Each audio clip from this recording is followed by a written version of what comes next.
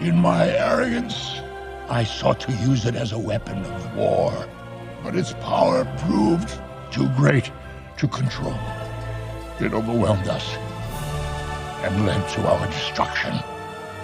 Relics are very powerful artifacts that your empire can collect as the game goes on, though a lot of the time you don't really have much of a choice over whether or not you can get a specific relic. A lot of it is down to random number generation.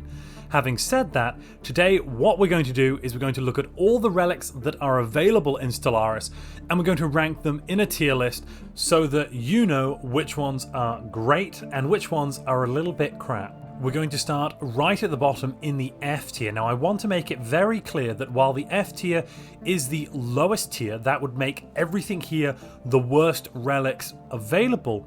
All of the relics do offer some benefit. It is almost always beneficial to have them rather than not have them. So even though they're down here, they are still useful in their own right.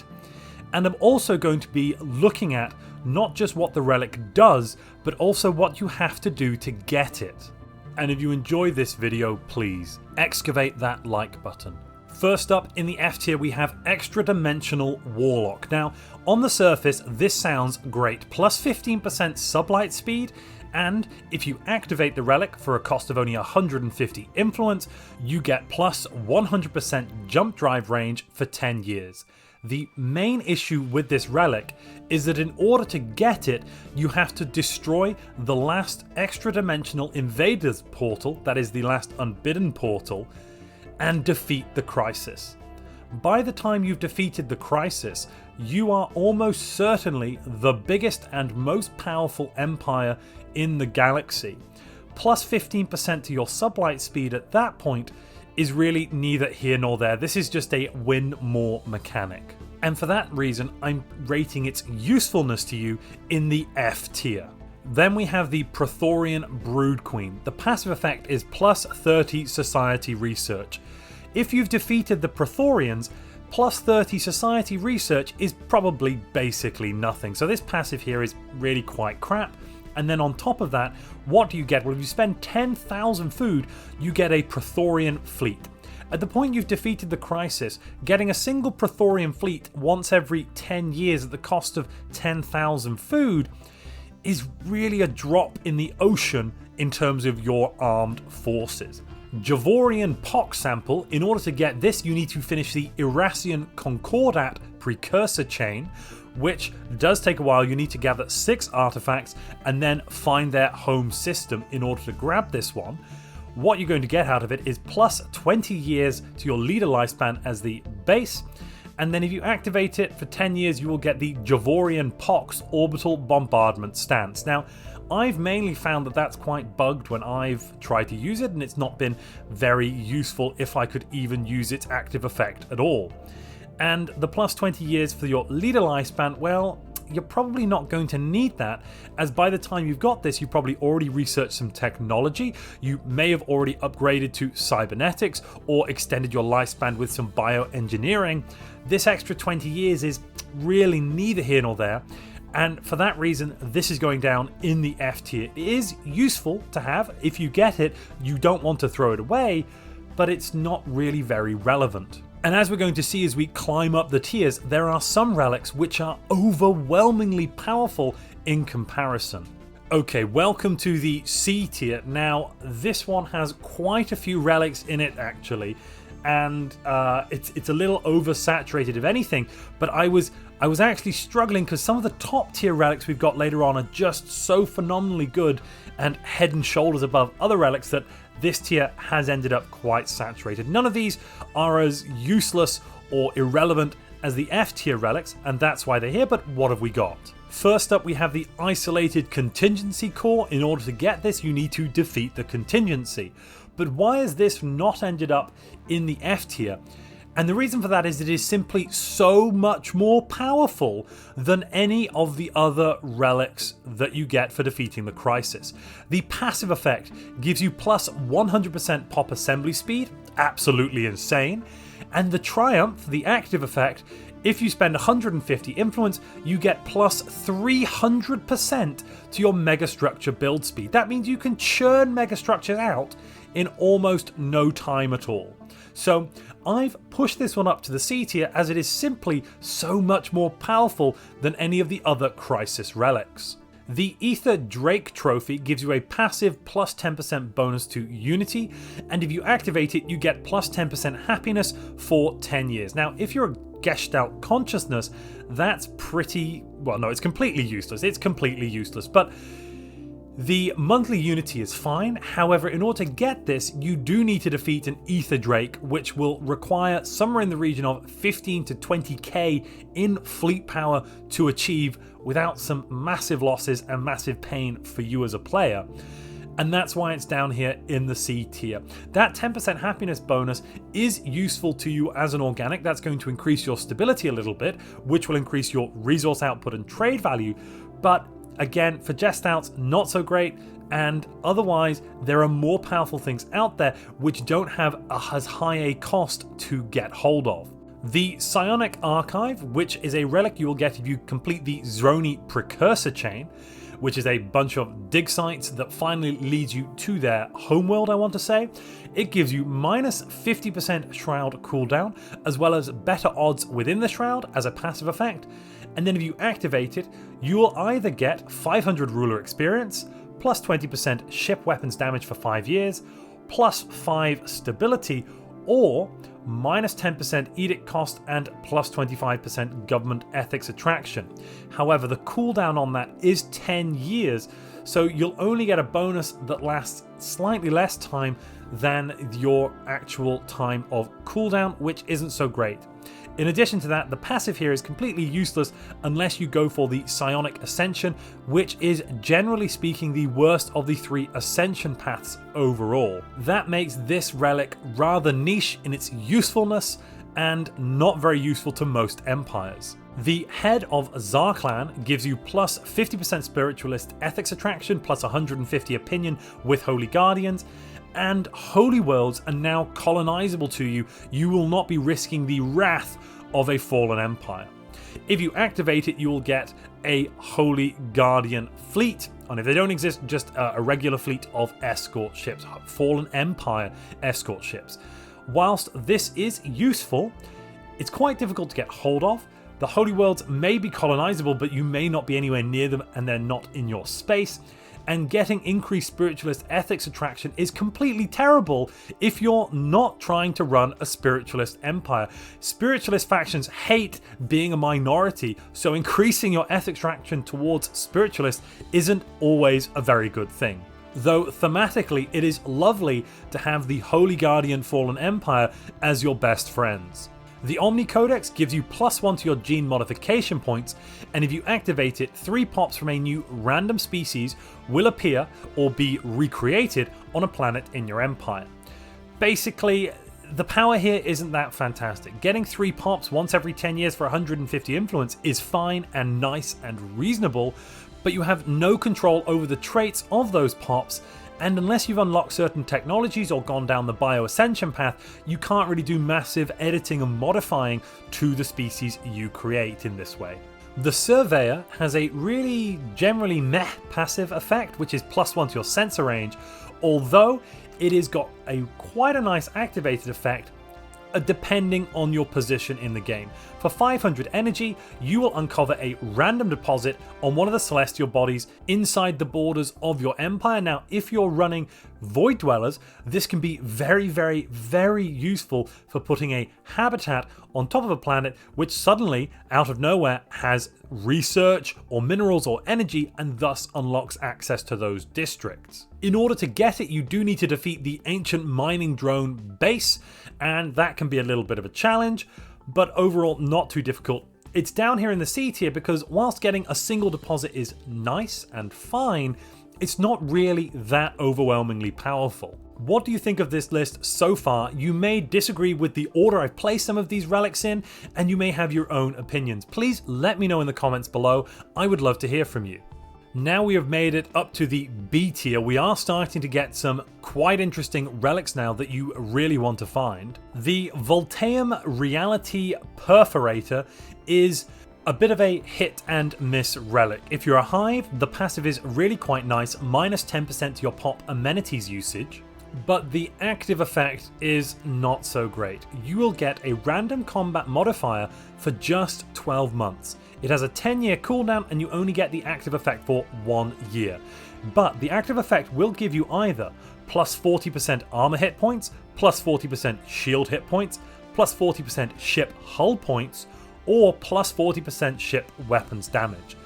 That means if you roll correctly, if you get the ship hull points or the ship weapons damage, you are really comfy for a good 12 months. But due to the length of time that its active effect lasts and how random it is what you're going to get, for instance, if you're not running much armor, getting 40% to your armor hit points is completely irrelevant. And for that reason, it sneaks into the B tier here due to this pop amenities, but it's not overwhelmingly great.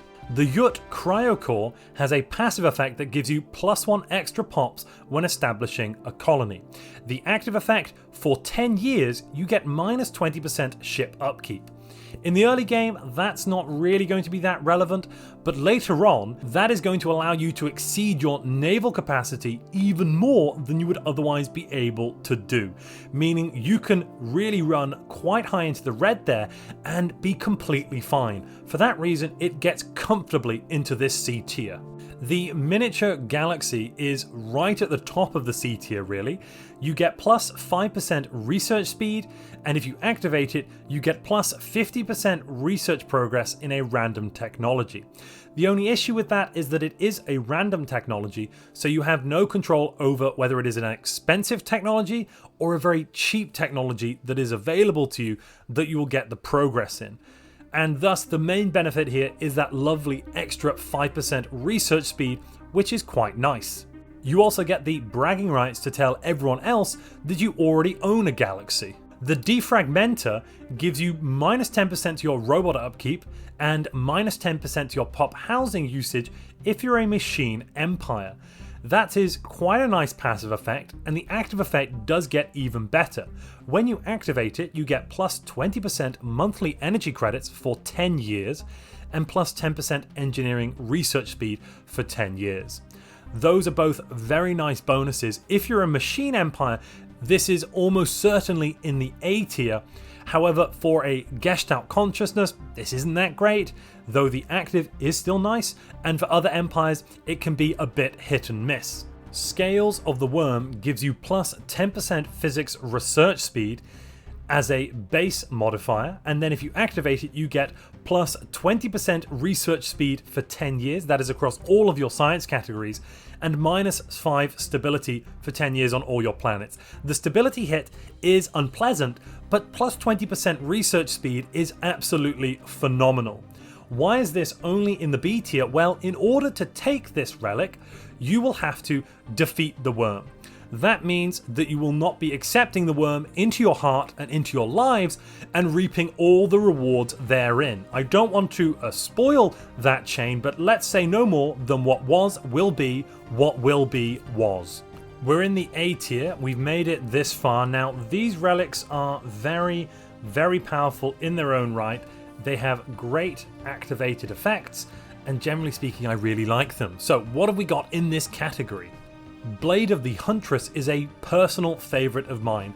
The passive effect is pretty negligible, plus 25% army morale, plus 2 planet sensor range. Okay, that's pretty useless on the surface, but the activated effect is plus 25% sublight speed for 10 years. You can get hold of this relic very early in the game, and that means that you can get the bonus of this sublight speed very early as well. A sublight speed bonus of this magnitude will give you pretty much complete tactical superiority over your neighbors, your enemies, and your rivals when your ships are flying around in combat. And for that reason, I think this relic is absolutely fantastic. The last bowel is very, very good if you're a regular biological empire, plus 10% to your pop growth speed. However, if you're a machine empire, you will get plus 10% society research instead. And that's basically where the benefit ends for you. Then we have the activated effect. You have the new bowel life seeding decision, which will convert a regular planet into a Gaia world at no other cost than the influence used to activate this relic. Being able to make a new Gaia world every 10 years at no cost, as well as getting some nice new pops on that planet, some new bowel pops, which incidentally have the delicious trait making them perfect for livestock. Overall, this relic is really great to get early on after completing the bowel precursor chain, which is quite a good precursor chain as well. Finally, in the A tier we have a relic which is nigh impossible to grab and nigh impossible to see, the Galatron. In order to get the Galatron, you must open a reliquary from the Caravaneers, and there is only a 0.5% chance that you will get the Galatron.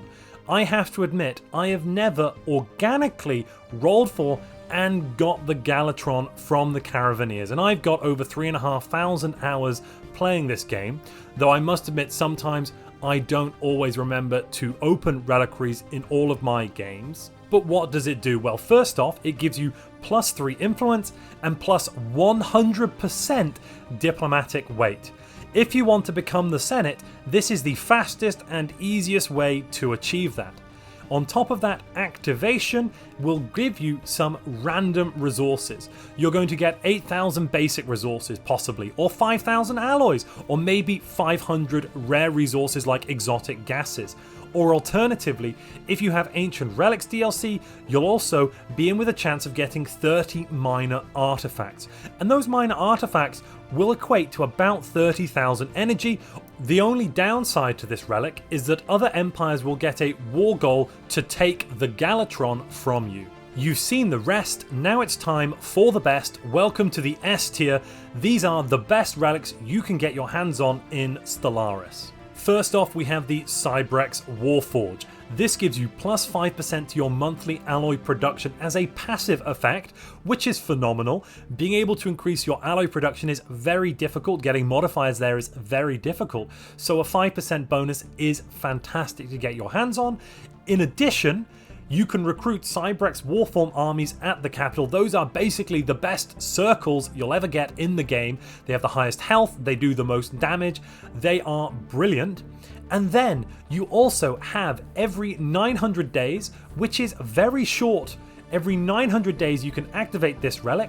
It will cost you 10,000 minerals, which is a high price. But you will instantly convert 10,000 minerals into 5,000 alloys.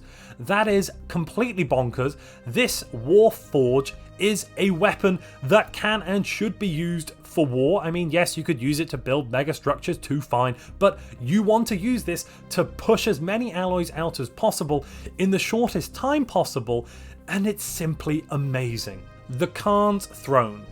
The Khan's Throne will be given to you once you have defeated the Khan, which can rise up from one of the Marauder clans that may be present in your galaxy.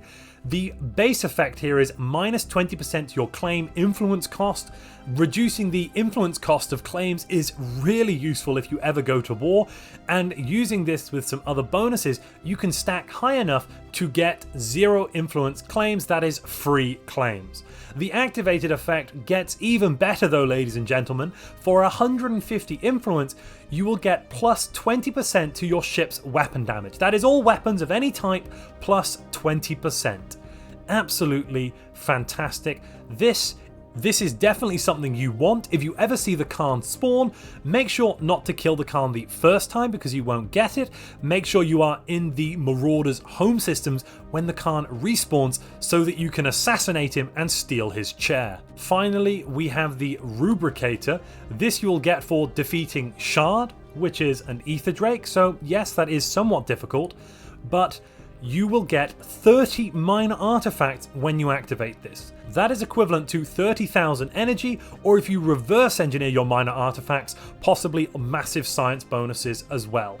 Also, if you get the Rubricator, that means that you've got your hands on a size 25 relic world, which can probably be turned into an ecumenopolis. So it is a fantastic, fantastic artifact and a fantastic chain to go down. Relics are an excellent feather in the cap of your empire, but if you want to show off your power and might, you need megastructures. If you'd like to know more about megastructures, click the video on screen now.